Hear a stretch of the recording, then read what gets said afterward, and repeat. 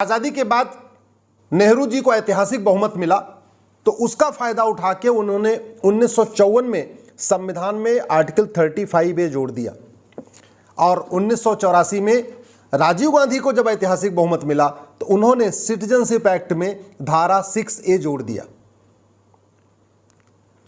जो नेहरू जी ने काम किया था आर्टिकल 35A, वो केवल और केवल कश्मीर के अलगाववादियों को खुश करने के लिए, अब्दुल्ला परिवार को खुश करने के लिए, वहाँ के मुस्लिम्स को विशेष दर्जा देने के लिए, वहाँ हिंदुओं को, कश्मीर के हिंदुओं को सेकंड क्लास सिटीजन बनाने के लिए आर्टिकल 35A का यही उद्देश्य था।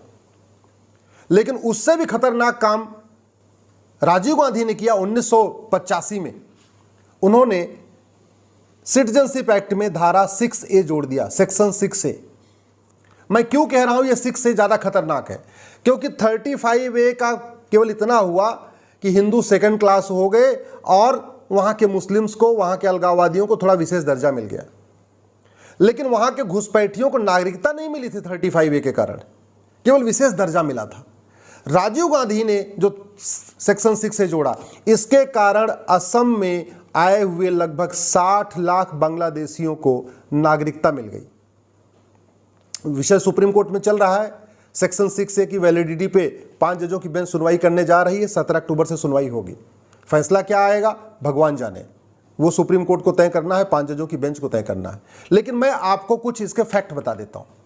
सेक्शन 6A कहता है कि 1971 तक असम में जितने भी बांग्लादेशी घुसपैठी आए हैं, ये सब भारत के नागरिक हो गए। ये खतरनाक क्यों है? क्योंकि संविधान ये कहता है कि 15 अगस्त 1947 तक जो लोग भारत में आए हैं वो ऑटोमेटिक भारत के नागरिक हो गए, वो नेचुरल वे में भारत के नागरिक हो गए। लेकिन 15 अगस्त 1947 के बाद जो भी भारत में आएगा उसको सिटीजनशिप के लिए अप्लाई करना पड़ेगा।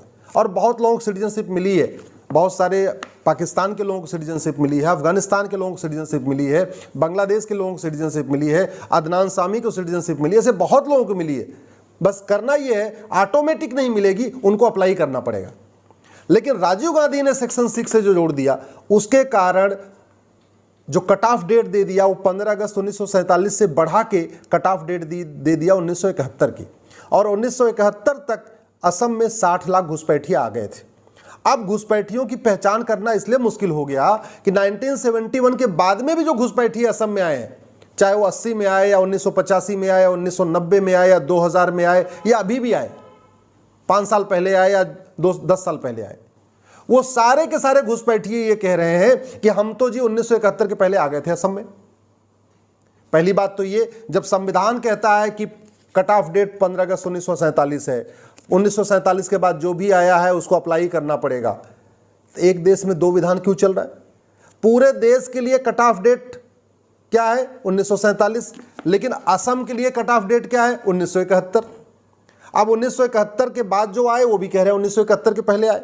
लेकिन उससे भी बड़ी समस्या यह है कि पूरे देश भर के घुसपैठिए जितने भी हैं भारत में, वो ये कह रहे हैं कि हम असम में तो 1971 के पहले आ गए थे, दिल्ली में या जयपुर में या चंडीगढ़ में बाद में आए। इसलिए मैं कहता हूं कि नेहरू जी का जो आर्टिकल 35A था वो कम खतरनाक था। राजीव गांधी का जो सेक्शन 6A है वो 35A से भी ज्यादा खतरनाक है। जो कश्मीर का आर्टिकल 35A था वो कम खतरनाक था। असम का जो धारा 6A है, सेक्शन 6A है, ये ज्यादा खतरनाक है। आवाज उठाइए इसके लिए, नहीं तो भारत में कभी NRC सफल नहीं हो पाएगी। 6A के कारण पूरे देश के घुसपैठिए जब भी पकड़े जाएंगे वो ये कहेंगे कि भाई हम तो मुंबई में बाद में आए हैं या बेंगलोर में बाद में आए हैं, चंडीगढ़ में बाद में आए हैं, हम 71 के पहले आ गए थे असम में। फिर ये 6A आपके साथ खड़ा हो जाएगा। और इस 6A का बचाव करने के लिए कम से कम 10 पिटीशन सुप्रीम कोर्ट में आई हैं। ये सेक्शन 6A जो राजीव गांधी ने डाला था इस सिटीजनशिप एक्ट में, उसका बचाव करने के लिए भूतपूर्व गृह मंत्री, भूतपूर्व कानून मंत्री, भूतपूर्व विदेश मंत्री, भूतपूर्व वित्त मंत्री, ये सेक्शन 6A का बचाव कर रहे हैं सुप्रीम कोर्ट में। कई सारे और दिग्गज वकील, 10 दिग्गज वकीलों की फौज उतरी हुई है सुप्रीम कोर्ट में। मैं नाम नहीं लेना चाहूंगा, आप खुद समझदार हैं, आप खूब अच्छी तरीके जानते हैं। ये 10 वकीलों की फौज सुप्रीम कोर्ट में 6A का बचाव कर रही है, यानी घुसपैठियों का समर्थन कर रही है। यानी वो चाहती है कि असम में जितने घुसपैठी आए हैं वो सब असम के नागरिक हो जाएं, भारत के नागरिक हो जाएं। और दुर्भाग्यवश ये कि असम के नेता भी इस पे मौन है। बाकी तो छोड़िए, असम के नेता भी इस पे मौन है। असम के नेता भी 6A के खिलाफ नहीं बोल रहे। इसका मतलब सबको असम में घुसपैठियों की वोट चाहिए। सबको जो है घुसपैठियों का वोट का लालच है। वो वोट उनको मिले या ना मिले, सारा वोट तो वहां पे उसको मिलता है। अलग ही एक पार्टी है, नाम नहीं लेना चाहूंगा, उसको मिलती। सारी घुसपैठियों को वोट एक पार्टी को जाती है।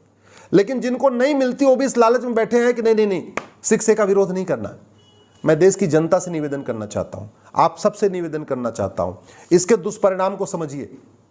6A के कारण पूरे के पूरे असम में घुसपैठियों को नागरिकता मिल जाएगी। और असम के लोगों को ही नहीं बल्कि जो पूरे भारत में घुसपैठिए हैं, ये जब कहेंगे कि भैया हम तो जो है असम में पहले आ गए थे 1971 के।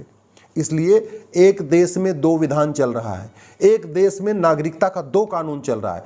पूरे देश के लिए घुसपैठियों के लिए कट ऑफ डेट 1947 है, और असम में बांग्लादेशियों के लिए जो कट ऑफ डेट है 1971 है। इसके कारण जो सबसे बड़ी समस्या आने वाली है, एनआरसी कब लागू होगा मुझे नहीं पता, लेकिन जब भी एनआरसी आएगा ये समस्या सबसे ज़्यादा आएगी। आश्चर्य की बात यह है कि पाकिस्तान से हिंदू आते हैं, बांग्लादेश से हिंदू आते हैं, अफगानिस्तान से हिंदू आते हैं, उनको एप्लीकेशन देना है नागरिकता के लिए। उनको बताना है कि हम यहाँ रह रहे हैं, हमको नागरिकता दे दो। जबकि वो बेचारे अफगानिस्तान, पाकिस्तान, बांग्लादेश से सब कुछ छोड़ के आते हैं, अपना घर परिवार, अपना खेत खलिहान, अपना दुकान, अपना मकान, अपना गाड़ी, सब कुछ छोड़ के आते हैं अफगानिस्तान, पाकिस्तान, बांग्लादेश से, केवल और केवल अपनी इज्जत बचाने की खातिर, अपने धर्म को बचाने के खातिर, धर्मांतरण से बचने के लिए बेचारे सब कुछ छोड़ के भाग के आते हैं। उनको भारत में नागरिकता आज तक नहीं मिली।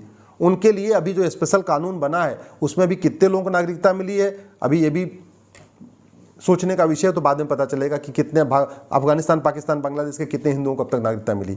लेकिन इस एक धारा के कारण, इस राजीव गांधी के एक महापाप के कारण पूरे देश में घुसपैठियों की बल्ले बल्ले हो जाएगी। पूरे देश में घुसपैठिए ये कहेंगे हम 1971 के पहले असम में आ गए थे, इसलिए हमको नागरिकता मिलनी चाहिए।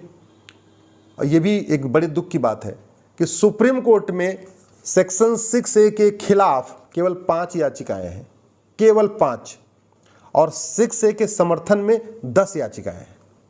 6A के खिलाफ केवल 5 वकील बहस करेंगे, 6A के समर्थन में 10 दिग्गज वकील बहस करेंगे, जो भूतपूर्व कानून मंत्री हैं, भूतपूर्व HRD मिनिस्टर हैं, भूतपूर्व गृह मंत्री हैं, भूतपूर्व विदेश मंत्री हैं, सांसद हैं उसमें कई सारे। ये सब कर रहे हैं।